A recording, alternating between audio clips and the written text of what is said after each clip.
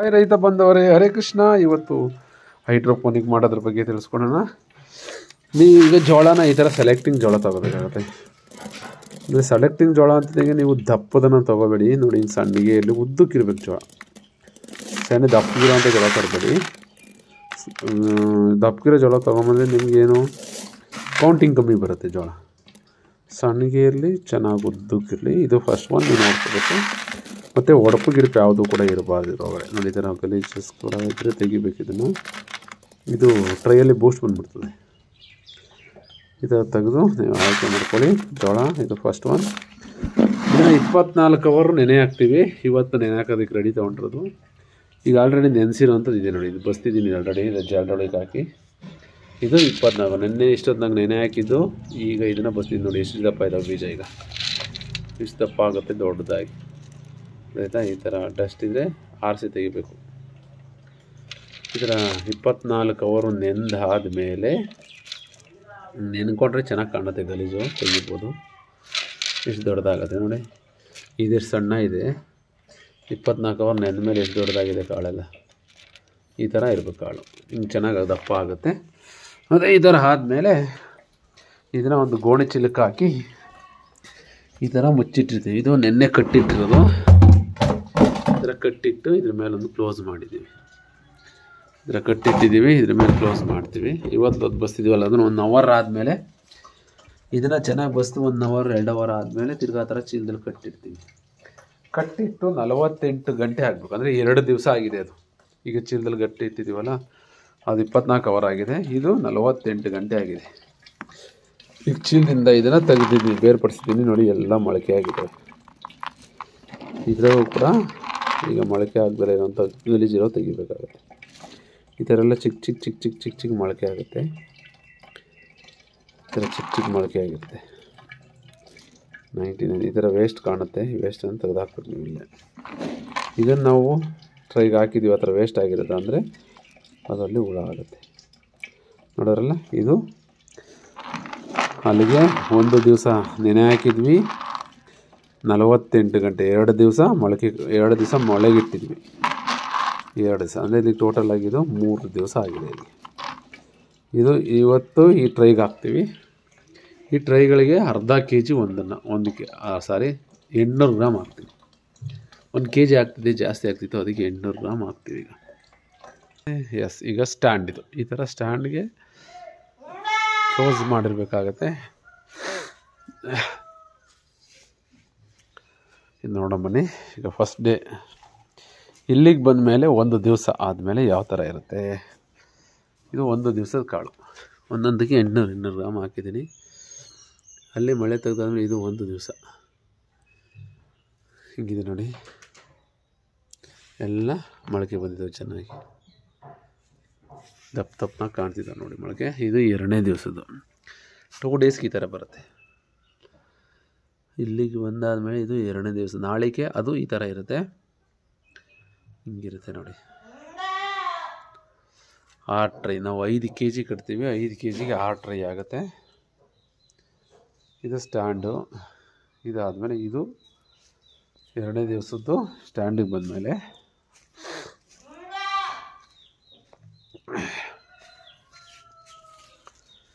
ಇದು 3ನೇ ದಿವಸದ್ದು. ಸ್ಟ್ಯಾಂಡಿಗೆ ಬಂದಮೇಲೆ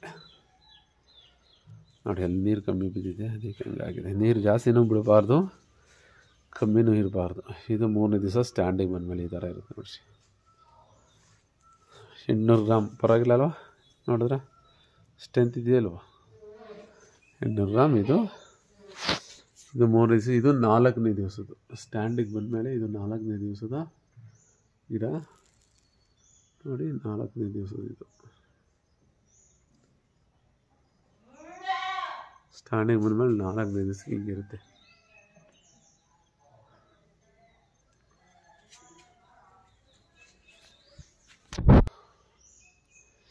ಇದು 7ನೇ ದಿವಸದ್ದು. 6ನೇ ದಿವಸದ 1 ದಿವಸ ಗ್ಯಾಪ್ ಕೊಟ್ಟಿದ್ವಿ. ಅವತ್ತು ನಾವು ಫ್ರೀ ಇರಲಿಲ್ಲ, ಮಾಡೋಕ್ಕಾಗಿರಲಿಲ್ಲ. ಅದಕ್ಕೆ ಇದು 7ನೇ ದಿವಸದ್ದು. 6ನೇ ದಿವಸದ್ದು ಇಲ್ಲ.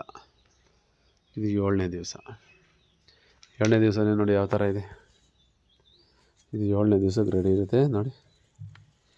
ಬೇರೆಲ್ಲ 7ನೇ ದಿವಸ ಸೂಪರಾಗಿ ಬಂದಿದೆ. 7ನೇ ದಿವಸದ ಇದು ಇದು ಒಂದು 6 ಟ್ರೈ ಇರುತ್ತೆ 7ನೇ ದಿವಸದ್ದು. ನಮ್ಮಲ್ಲಿ ಈ ಸ್ಟ್ಯಾಂಡಲ್ಲಿ ಒಂದು ದಿವಸಕ್ಕೆ 6 ಟ್ರೈ ಬರುತ್ತೆ. 6 ಟ್ರೈ ಬರುತ್ತೆ. ಇದು 6 ಟ್ರೈ ಸ್ಟ್ಯಾಂಡು. ಇದು 7ನೇ ದಿವಸದ್ದು. ಚೆನ್ನಾಗಿದೆಯಾ ನೋಡಿ, ಏನಂತ ವೇಸ್ಟೇಜ್ ಇಲ್ಲ. 7ನೇ ದಿವಸದ ಗಿಡ ಇದು.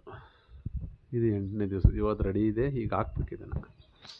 ಈಗ ಹಾಕುವಂಥದ್ದು ನೋಡ್ಬೋದು ನೀವು. ಹಿಂಗಿದೆ. ಕೆಡಿಸ್ತೀನಿ ತಟ್ಟೆ ನೋಡೋಣ.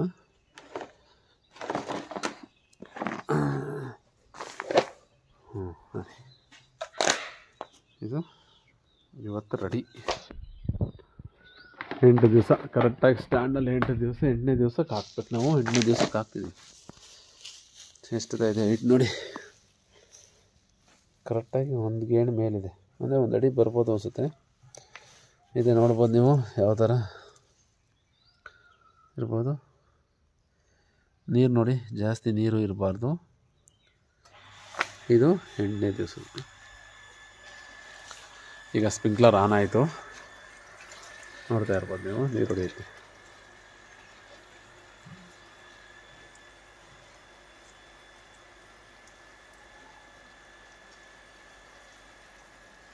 ಒಂದು ನಿಮಿಷ ಐತೆ ಟೈಮರು. 1 ನಿಮಿಷ ಹೊಡೆಯುತ್ತೆ. ನಿಮಗೇನೋ ನೀರು ಮೇಲ್ಗಡೆ ಕಮ್ಮಿ ಬರ್ತಾಯಿದ್ದೇನೆ ಇದೆಲ್ಲ ಎಲ್ಲ ಒಂದು ಕಂಟ್ರೋಲ್ ಹಾಕ್ಕೋಬೇಕು. ಕಂಟ್ರೋಲ್ ಹಾಕ್ಕೊಂಡು ಅದು ಕೆಳಗಡೆ ಕಮ್ಮಿ ಮಾಡಿದ್ರೆ ಮೇಲ್ಗಡೆ ಮೇಲೆ ಚೆನ್ನಾಗಿ ಸ್ಪ್ರೇ ಆಗುತ್ತೆ. ಅವಾಗ ಜಾಸ್ತಿ ನೀರು ಸ್ಪ್ರೇ ಆಗುತ್ತೆ.